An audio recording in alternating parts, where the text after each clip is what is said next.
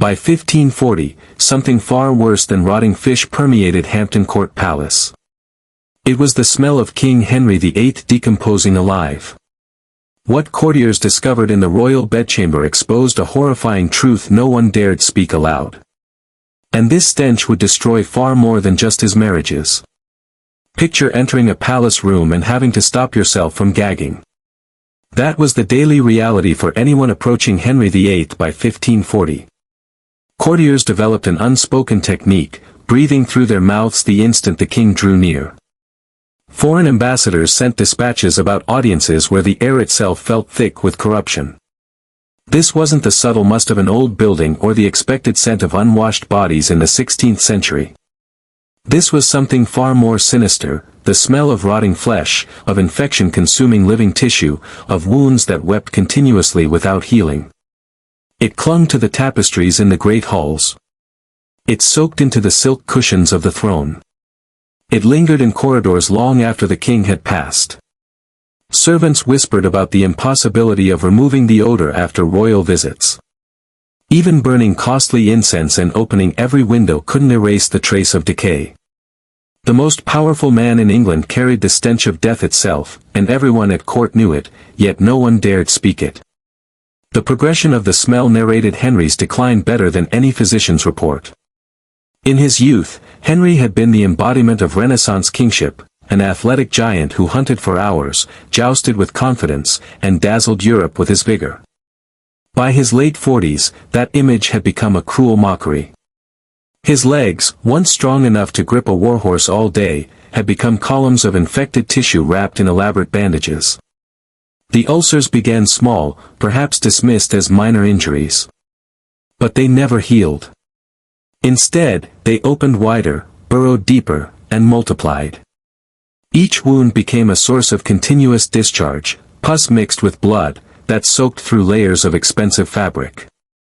The smell intensified yearly, evolving from unpleasant to unbearable. Those who had served Henry since his youth watched in horror as their golden king transformed into something barely human. His face, bloated from pain and opium, no longer resembled the handsome prince once celebrated as Christendom's most attractive monarch.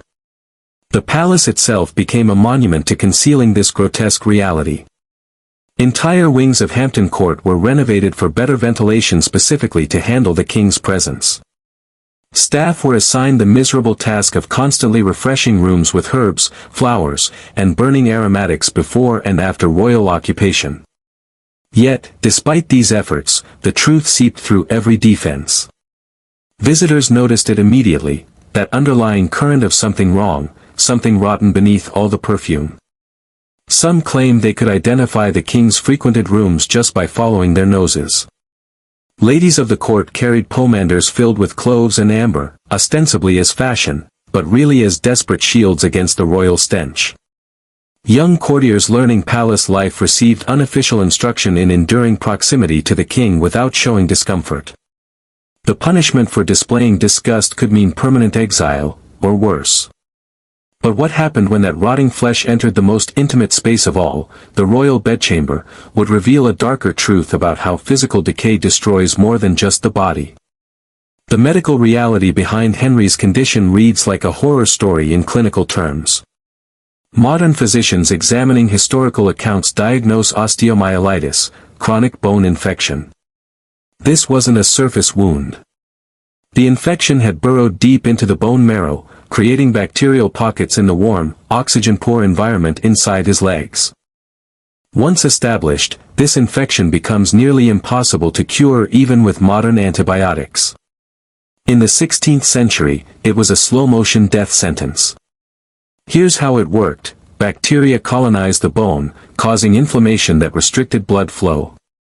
Without adequate blood, tissue died and necrotized, turning black and producing the foul odor of rotting flesh.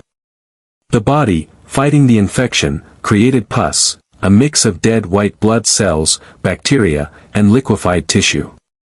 This pus had to escape, so it broke through the skin, creating an ulcer that drained continuously.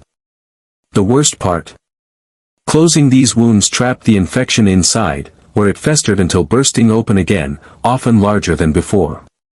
Documented accounts of Henry's leg ulcers provide stomach-turning details historians have tried to sanitize for centuries. Court physicians kept meticulous, carefully coded records. They described ulcers measuring several inches across, wounds deep enough to expose bone. The drainage wasn't occasional, it was constant and copious, requiring multiple dressing changes each day. Cloth used to pack the wound soaked through within hours, heavy with discharge ranging from yellow-green pus to blood-streaked fluid to black necrotic material. One physician described the smell as most grievous and capable of causing great discomfort to those attending His Majesty. This was 16th century language for absolutely horrifying. The king's own body was liquefying from the inside out.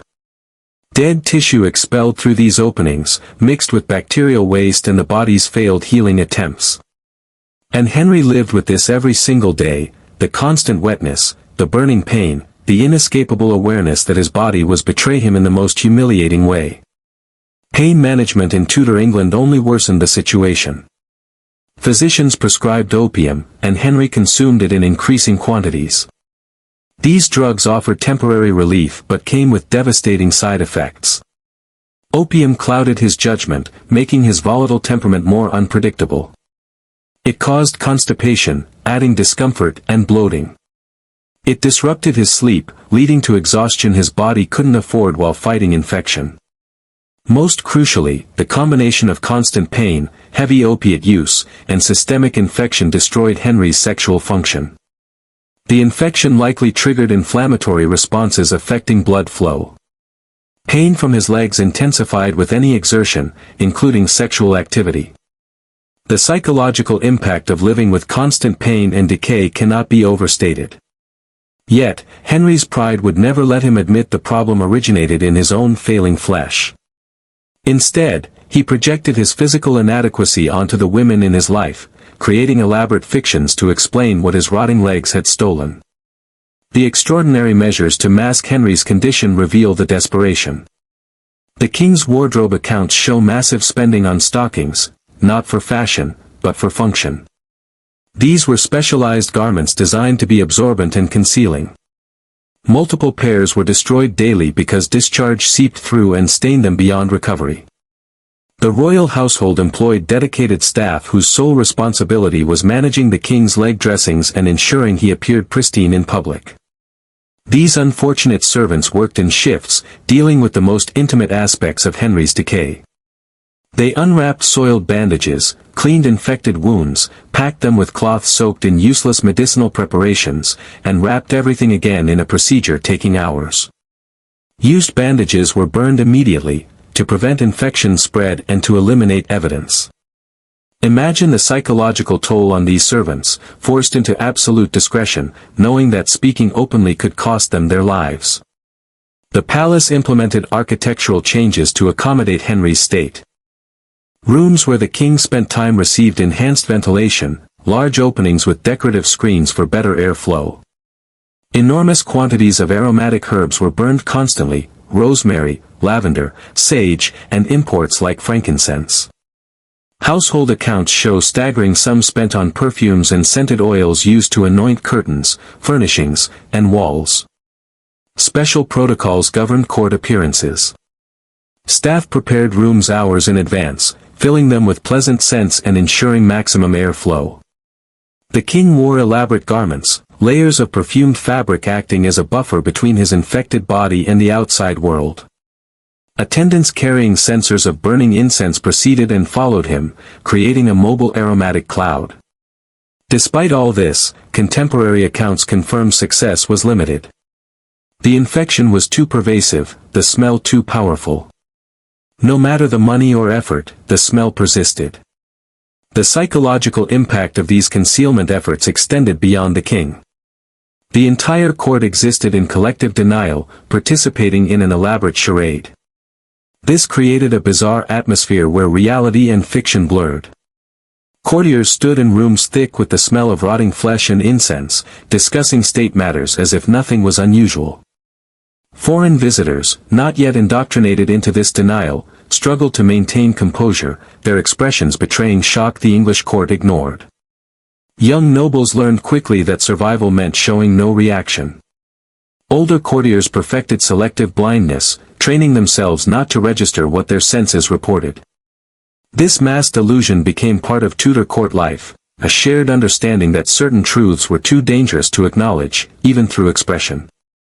But there was one place where no perfume, incense, or denial could hide the devastating reality: the royal bedchamber, where marriages were consummated and heirs conceived. The wedding night between Henry and of Cleves has been distorted by propaganda, but the physical reality was more horrific than sanitized history records. Picture the scene honestly. A woman who traveled hundreds of miles to marry a king she'd never met, prepared for her wedding night with all a bride's anxiety. She enters the royal bedchamber, decorated with fine silks and tapestries, candles providing romantic light, everything arranged to suggest luxury and passion. Then Henry arrives. Not the vigorous young man from decades-old paintings, but a bloated giant whose body had betrayed him utterly. The smell hit, and before the king fully entered. Despite his perfumes, despite attendants' preparations, there was no concealing the stench of infection at close quarters. As Henry approached the bed, removing outer garments, the situation became undeniable. His legs, wrapped in bandages already showing seepage despite being freshly changed, carried the unmistakable odor of rotting tissue. The silk sheets meant to witness royal passion would instead soak with discharge from wounds that never healed. Anne, raised in a disciplined German court, maintained composure through this nightmare. But the revulsion must have been overwhelming. What happened there exposes the cruelest irony of Henry's treatment of Anne. The king, whose own body reeked of decay, later claimed and had an unpleasant odor that repulsed him. This projection of his condition onto his innocent wife reveals the depth of his psychological damage and self-delusion. Henry's leg ulcers made physical intimacy not just unpleasant but genuinely painful. The pressure of movement, the exertion, sent waves of agony through his infected legs. Add the hormonal disruptions from chronic infection, the effects of heavy opiate use, and the psychological burden of constant pain, and you have a man physically incapable of performing his royal duty. But Henry's monumental pride could never admit such weakness. Instead, he constructed an elaborate fiction where the failure belonged to Anne. He told physicians and confidants she was unattractive, that her body was defective, that she smelled unpleasant, projecting onto her the very qualities his own rotting flesh possessed. Courtiers, desperate for royal favor, eagerly joined this delusion, inventing cruel nicknames and spreading rumors blaming Anne for what was entirely Henry's physical inadequacy.